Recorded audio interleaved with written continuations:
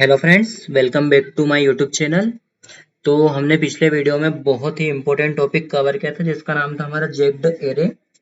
ठीक है, जो मतलब जैसे कि आप लोग सिंपल एरे भी टफ लगता है, लेकिन जो सिंपल एरे जानते हैं जैसे सिंगल डायमेंशनल हो गया, टू डायमेंशनल हो गया, थ्री डायमेंशनल, मतलब वो जो भी एरेज है वो जानते हो।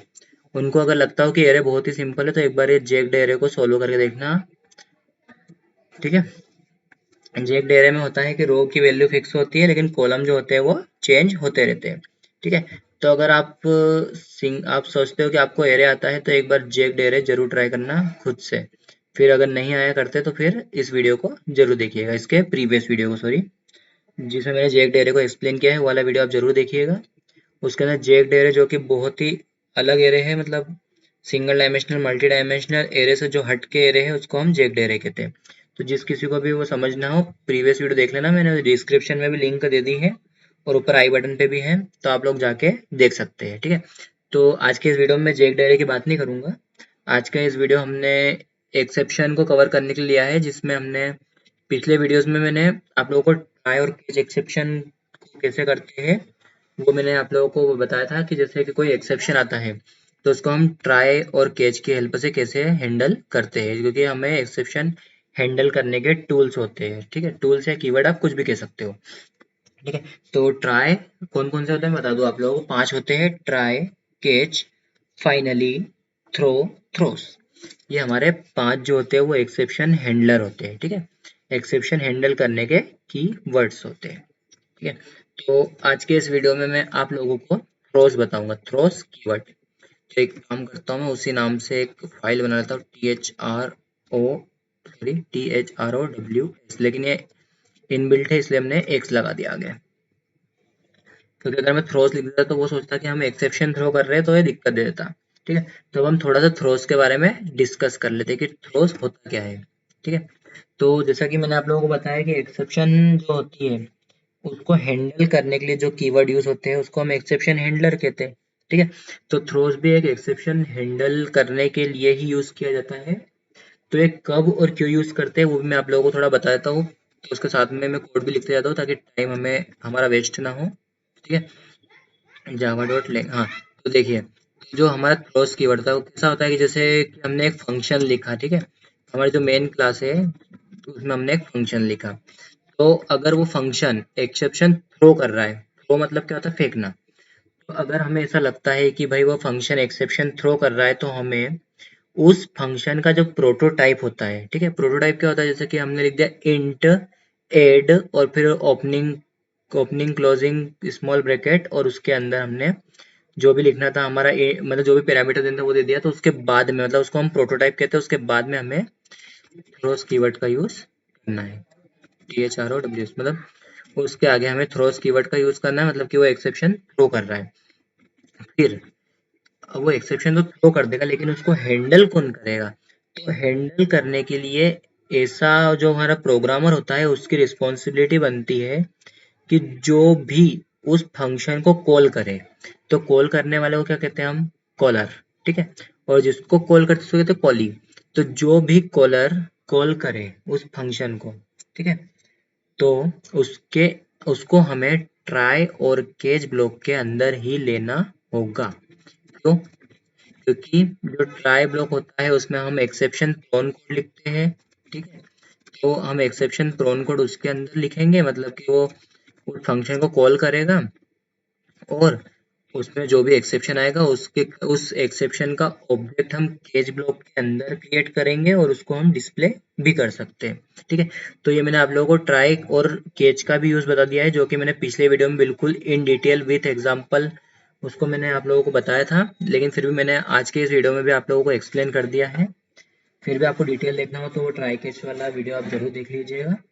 ठीक है, तो अभी देखिए, अब हम कोड पे आते हैं और हम इसका कोड करते हैं। ठीक है, तो जैसा मैंने आप लोगों को बताया एक क्लास क्रिएट करेंगे हम डेमो नाम की।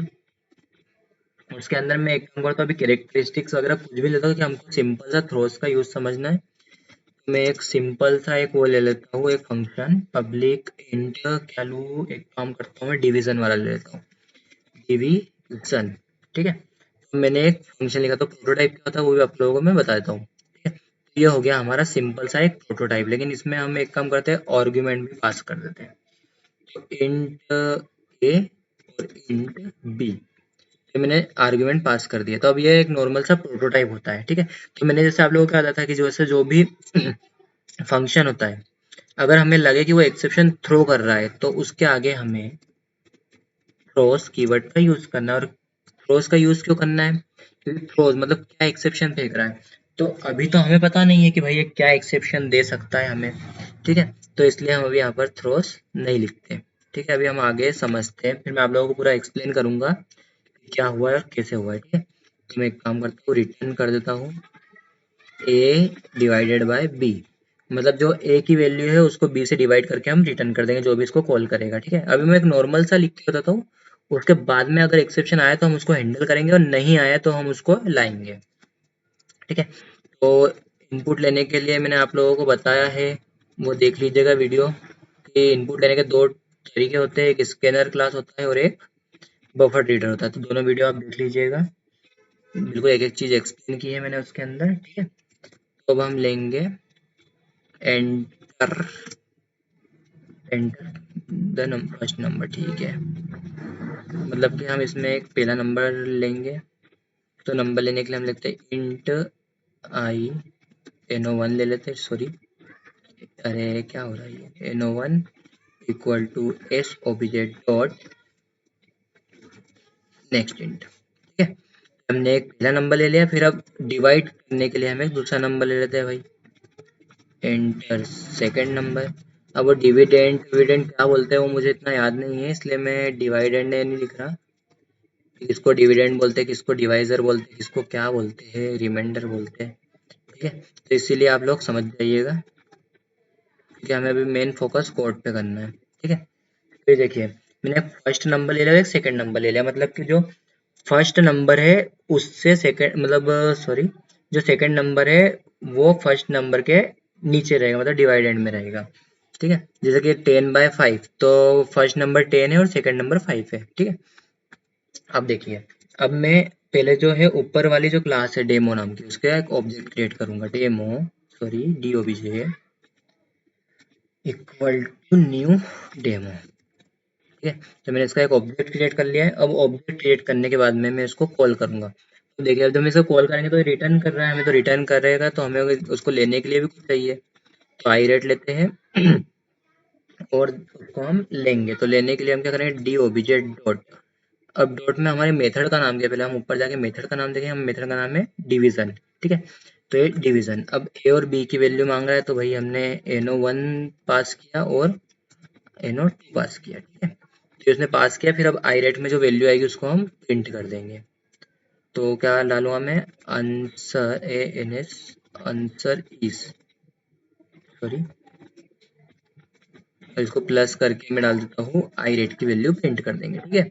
मतलब कि जो भी आई की वैल्यू आएगी वो यहाँ पर प्रिंट हो जाएगी। अब देखिए, बिल्कुल सिंपल सी चीज, इसको मैंने सेव किया, हमारे कमांड प्रॉम्प्ट ओपन है कि हाँ है, उसमें ये देखिए, हाँ ये देखिए जेक डेर है।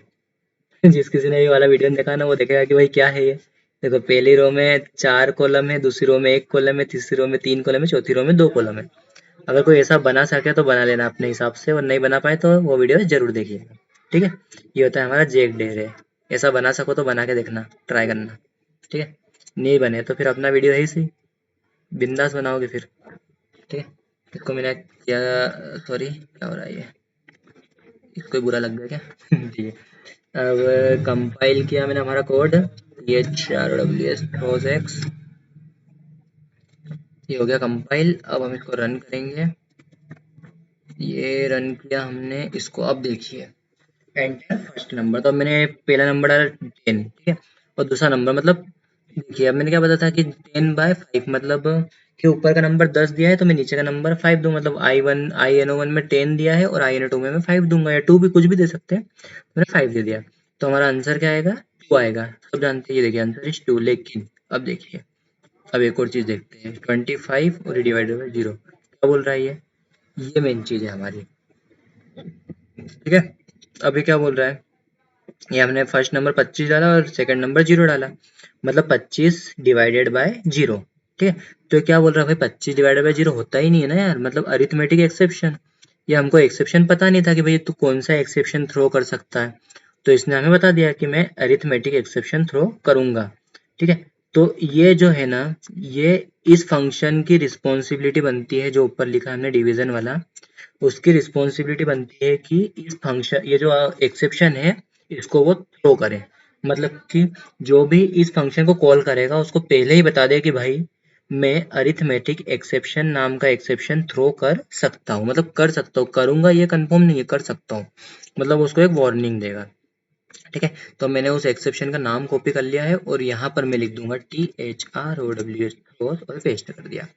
मतलब इसने बता दिया कि देखो, डिवीजन ने बोल दिया कि जो भी मुझे कॉल करेगा वो समझ ले कि मैं एक अरिथमेटिक एक्सेप्शन नाम का एक्सेप्शन थ्रो करूंगा, तो वो उसे कैच करने के लिए या हैंडल करने के लिए रेडी रहे।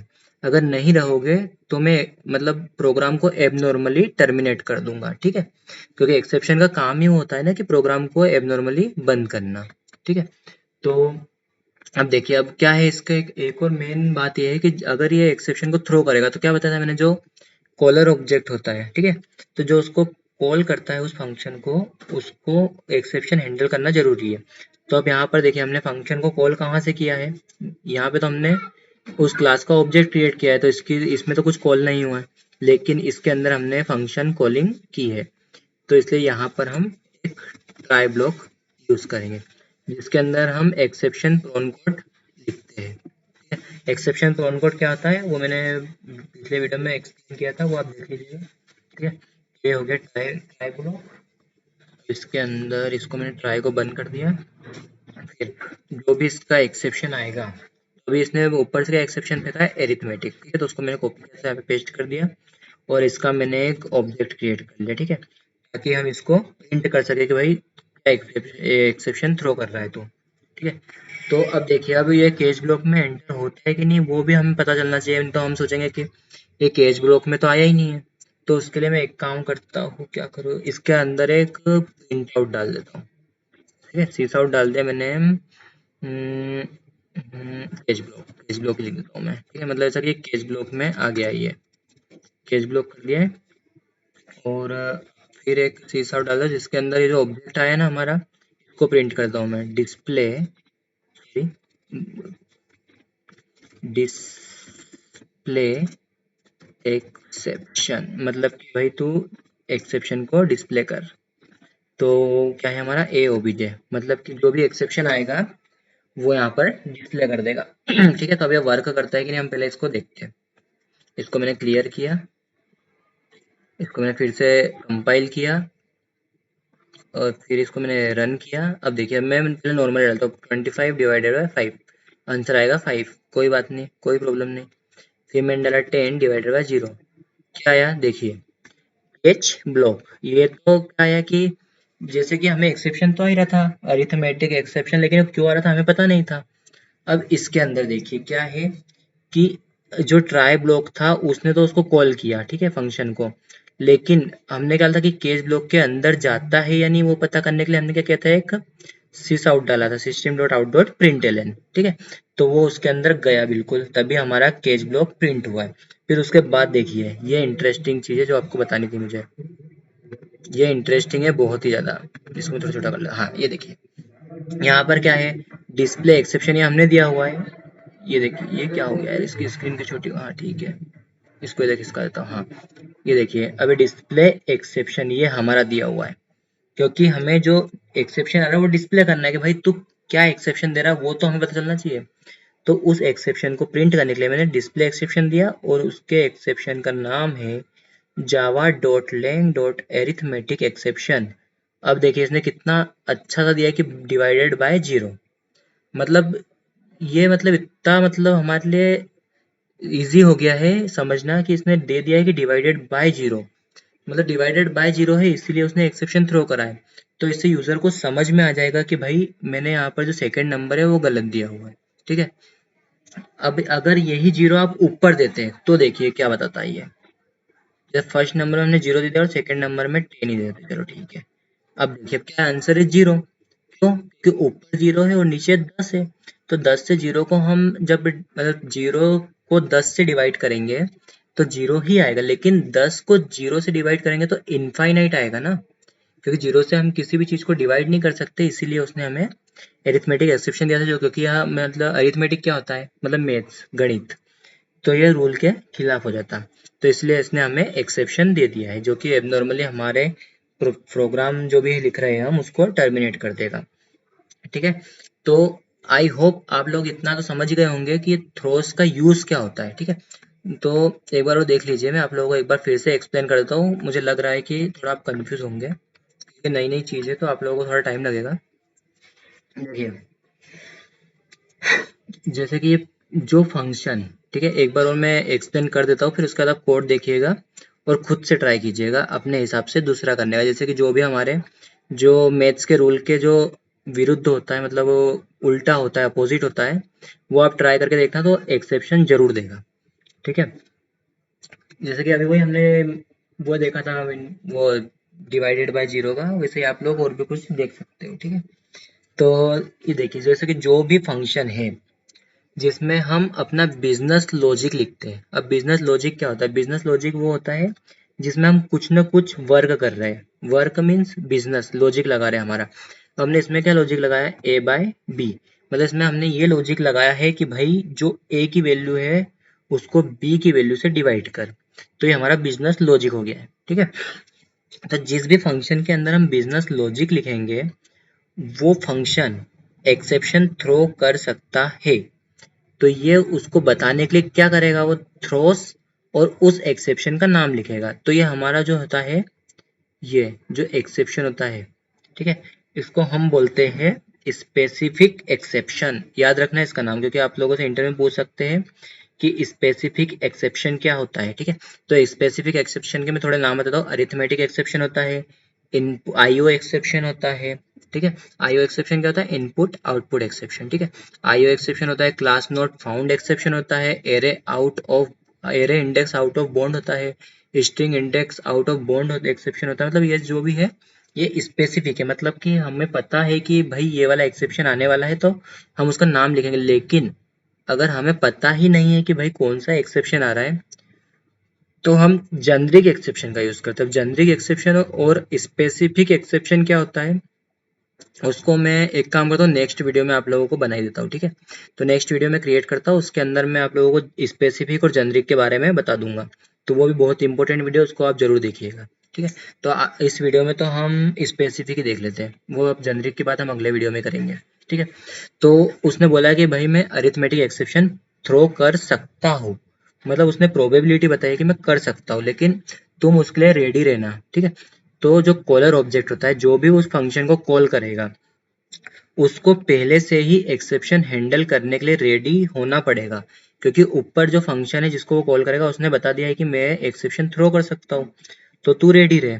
तो उसको एक्सेप्शन हैंडल करने के लिए रेडी होना ही पड़ेगा, इसलिए हम उसके लिए ट्राई और कैच का यूज करेंगे।